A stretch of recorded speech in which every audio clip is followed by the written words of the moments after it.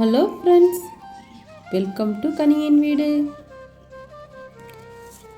இன்றைக்கி நம்ம சேனலில் பார்க்க போகிற ரெசிபி மைசூர் பாக். ரொம்ப ஈஸியாக வாயில் வச்சதும் கரையிற மாதிரி சுவையான சாஃப்டான மைசூர் பாக் எப்படி பண்ணுறதுன்னு பார்க்க போகிறோம். இந்த மைசூர் பாக் செய்கிறது ரொம்பவும் ஈஸி. பிகினர்ஸ் கூட ஈஸியாக டக்குன்னு செஞ்சிடலாம். வீடியோக்குள்ளே போகிறதுக்கு முன்னாடி நம்ம சேனலுக்கு நீங்கள் புது வியூவராக இருந்தால் மறக்காமல் சப்ஸ்கிரைப் பண்ணிக்கோங்க. இப்போ நம்ம மைசூர் பாக்கு எப்படி பண்ணுறதுன்னு பார்க்கலாம். ஒரு கடாயில் 1 ஸ்பூன் நெய் ஊற்றிக்கங்க.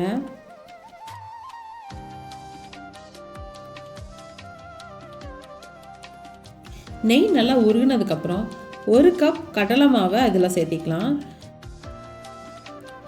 நான் இன்றைக்கி இந்த கப் தான் மெஷர்மெண்ட்க்கு யூஸ் பண்ண போகிறேன். நீங்கள் சின்னதோ பெருசோ டம்ளரு கப்பு எதுவாக இருந்தாலும் எந்த கப்பில் மாவு எடுக்கிறீங்களோ அதே கப்பு தான் யூஸ் பண்ணணும். அடுப்பை லோ ஃப்ளேமில் வச்சுட்டு மாவு கருகாமல் மணம் வர வரைக்கும் வறுத்தெடுத்துக்கலாம். இது ஆறட்டும். ஒரு கடாயில் நம்ம மாவு எடுத்து அதே கப்பில் 1 கப் சர்க்கரை சேர்த்திக்கலாம். இங்கே சர்க்கரை மூழ்கிற அளவுக்கு தண்ணி சேர்த்திக்கலாம்.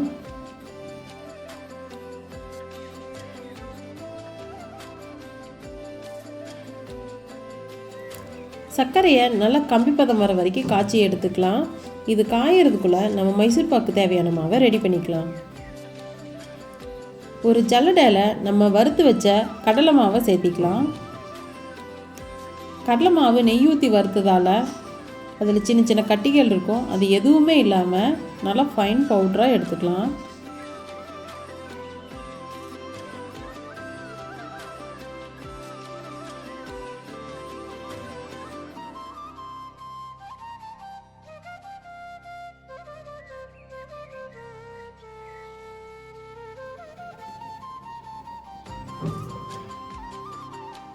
இந்த மாதிரி கட்டிகள் இருந்தாலும் உடச்சி விட்டுக்கோங்க. உடச்சிங்கன்னா மாவாயிரும். இப்போ பாருங்கள், நம்ம மாவு ஜலிச்சாச்சு, நைஸாக இருக்குது. மாவு எடுத்த அதே கப்பில் 1 கப் எண்ணெய் எடுத்து வச்சுருக்கேன். ஃப்ளேவர் இல்லாத எண்ணெயை எடுத்துக்கோங்க. அதில் 1/4 கப்பு மட்டும் இந்த மாவு கூட சேர்த்தி கட்டி இல்லாமல் கரைச்சி வச்சுக்கலாம். நம்ம இந்த மாவை டைரெக்டாக பாகுலையும் போடலாம். பாகில் போடும்போது கட்டிகள் விழ வாய்ப்பு இருக்குது. அதனால் நம்ம இந்த மாதிரி கரைச்சி யூஸ் பண்ணுறோம். இப்போ மாவு நல்லா கரைச்சாச்சு. இந்த பதத்தில் இருக்கணும். இது இருக்கட்டும். இப்போ பாகு என்னாச்சுன்னு பார்க்கலாம். இப்போ சக்கரை பாகு நல்லா கொதி வந்துருச்சு. இங்கே பாருங்கள், இந்த மாதிரி ஒரு கம்பி பதம் வரணும்.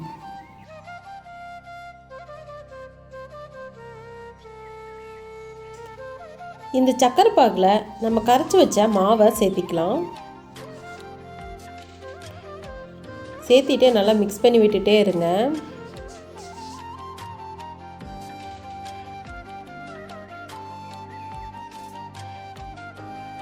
இனி அடுப்பை மீடியம் ஃப்ளேமில் வச்சுட்டு கலந்து கொடுத்துட்டே இருக்கணும். மாவு அப்படியே மெதுவாக திக்காக ஆரம்பிக்கும்.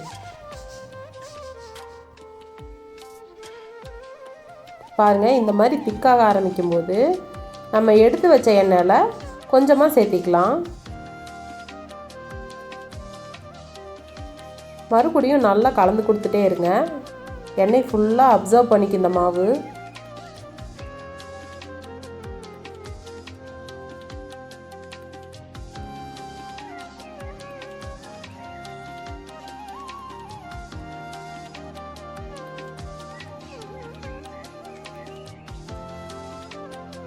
நம்ம கிளறி கொடுத்துக்கிட்டே இருக்கணும். இந்த மைசூர் பாவோட பதமே நம்ம பாகு காய்ச்சறதுலையும் நல்லா கிளறதுலையும் தான் இருக்குது.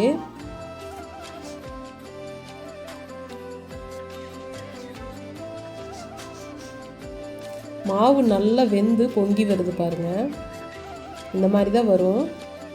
அதனால் கைவிடாமல் கிளறிட்டுருங்க. எண்ணெய் ஃபுல்லாக அப்சர்வ் ஆயிடுச்சு. இப்போ இன்னும் கொஞ்சம் எண்ணெய் ஊற்றிக்கலாம். இப்போ மறுபடியும் மிக்ஸ் பண்ண ஆரம்பிக்கலாம். இப்போ இருக்கிற எண்ணெயெல்லாம் மறுபடியும் அப்சர்வ் பண்ணிக்கிச்சு மாவு. இப்போ மிச்சம் இருக்கிற எண்ணெயையும் ஊற்றிடலாம். மறுபடியும் கிளற ஆரம்பிக்கலாம்.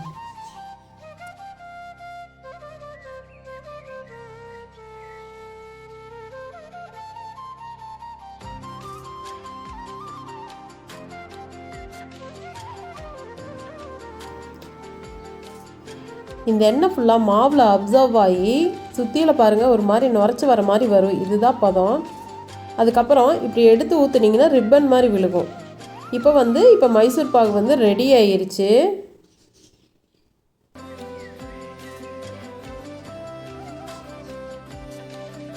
இந்த பக்குவத்தில் நம்ம இறக்கிக்கலாம். ஒரு பிளேட்டில் எண்ணெய் அல்லது நெய் தடவி வச்சுக்கோங்க. இதில் நம்ம மைசூர் பாகு ஊற்றிக்கலாம். இந்த மைசூர் பாகு சூடாக இருக்கும்போதே ஊற்றிடணும். நீங்கள் லேட் பண்ணிங்கன்னா கடாயிலேயே கட்டியாக ஆரம்பிச்சிடும். இந்த மாதிரி ஊற்றிட்டு லைட்டாக தட்டத்தை டேப் பண்ணி விடுங்க. அதுவே செட் ஆகிக்கும்.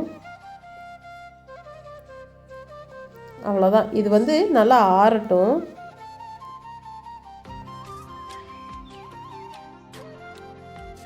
இப்போ மைசூர் பாகு பார்த்திங்கன்னா நல்லா ஆறிடுச்சு. இப்போ நம்ம வேணுங்கிற சைஸில் பீஸ் போட்டுக்கலாம்.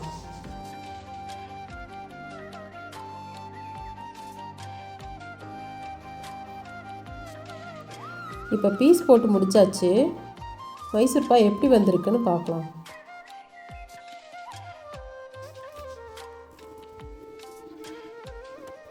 மைசூர் பாகு பாருங்கள் ரெடி ஆயிடுச்சு. பார்க்கறக்கே அவ்வளோ நல்லா இருக்குது. சாப்பாடுக்கும் செம்ம டேஸ்ட்டாக இருக்குது. இந்த தீபாவளிக்கு டக்குன்னு இந்த மைசூர் பாவை செஞ்சு பாருங்கள். நீங்களும் இந்த ரெசிபியை ட்ரை பண்ணி பார்த்துட்டு எப்படி இருக்குன்னு கமெண்ட்டில் சொல்லுங்கள். உங்களுக்கு இந்த வீடியோ பிடிச்சிருந்தா லைக் பண்ணுங்கள், ஷேர் பண்ணுங்கள். மறக்காமல் நம்ம சேனலை சப்ஸ்கிரைப் பண்ணி சப்போர்ட் பண்ணுங்கள். தேங்க்ஸ் ஃபார் வாட்சிங்.